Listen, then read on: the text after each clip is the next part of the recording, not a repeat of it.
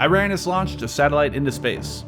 It's not their first satellite, but this time the launch was carried out by their military, the IRGC. The success is a major step forward for Iran's space capability, but also their military ballistic missile program. But first, this episode's sponsor, the Ridge Wallet.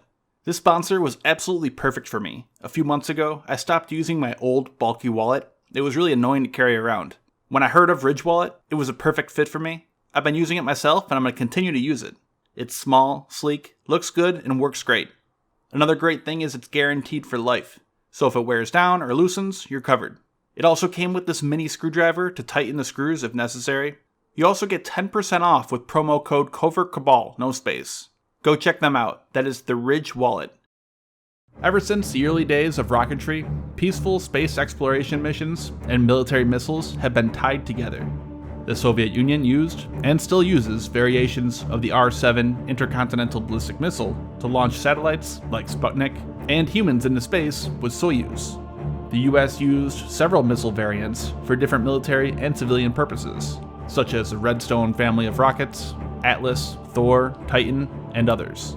Basically, if a rocket is powerful enough to reach orbit, it is powerful enough to be used as an intercontinental ballistic missile, delivering warheads to nearly anywhere on Earth.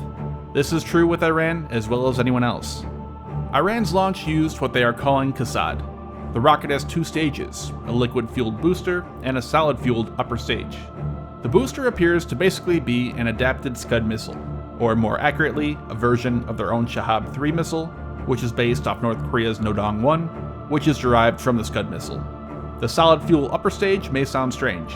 Solid fuel cannot easily be shut off, restarted, or throttled, so your calculations need to be perfect to end up in the right orbit. Video released does seem to show that upper stage does have reaction control thrusters, which would help in this, aligning it in the correct orientation and possibly to make small adjustments to its orbit. And actually, it appears to have 3 stages. While looking closer at this footage, you can see 3 distinct jumps in velocity, indicating that a rocket is burning. The original source I was looking at, stating only 2 stages, is wrong. I can't find much information on that stage, but it's likely liquid-fueled based on the shape of the curve. Now back to the original script. Having a liquid-fueled booster makes for a good space launch vehicle. Most are, like SpaceX's Falcon 9, Soyuz, etc., but not great as a missile. Liquid-fueled rockets cannot stay fueled for long due to the extreme temperatures required, among other reasons. When it comes to combat, you often need to be able to launch on a moment's notice. You don't have time to wait for hours to fuel it. Many early missiles by the US and Soviet Union were liquid-fueled, but eventually switched over to solid fuel for this reason. So, it could be used as a missile, although we'd likely need to see some major changes to optimize it for that use, such as ability to carry a larger payload and a dedicated guidance system to more accurately hit a target on Earth. Speaking of the payload, it was small, likely weighing less than 10 kilograms, which is way too small for any warhead, either conventional or nuclear. You could put a larger, heavier warhead on board, but its range would decrease dramatically and not be able to reach orbit. The satellite it carried, the NOR-1, is likely a 6-unit CubeSat based on its mission patch, although the US has described it as a smaller 3-unit CubeSat. Either way, it's very small. It carries on board a camera to take pictures of Earth. Now obviously, with such a small package, that camera is not going to be very great resolution, likely around 10 to 50 meters, maybe 5 at very best.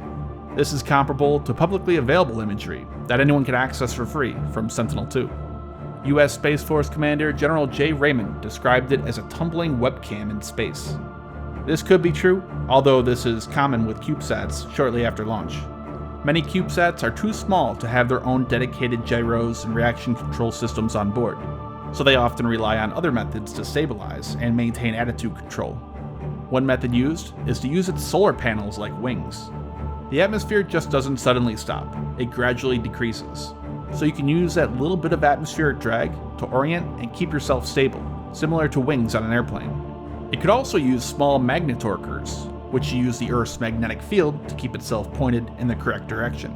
Both of these methods take some time before stopping a tumble and stabilizing. So, if it doesn't have any better resolution than what is already publicly available, what is the point? Its usefulness is practically nothing, but it's very useful from a propaganda standpoint, and as a stepping stone to larger satellites. It shows off Iran's ability not only to launch satellites into orbit, but also demonstrate the ability to build up extremely long-range missiles. This is clearly Iran's goal by the fact that the launch was carried out by the military and not their civilian space agency, and also that it was carried, erected, and launched by a mobile vehicle, which is to imply their ability to quickly deploy this from anywhere and launch it with little to no warning. And that's what happened. There was little to no indication that this launch was going to happen, with the first time people hearing about it was after Iran reported it was successful. So regardless, it's a major first step. It's useless as an ICBM with such a tiny payload capacity, and not much of a satellite launch vehicle either. But we will undoubtedly see it upgraded and improved over the next few years.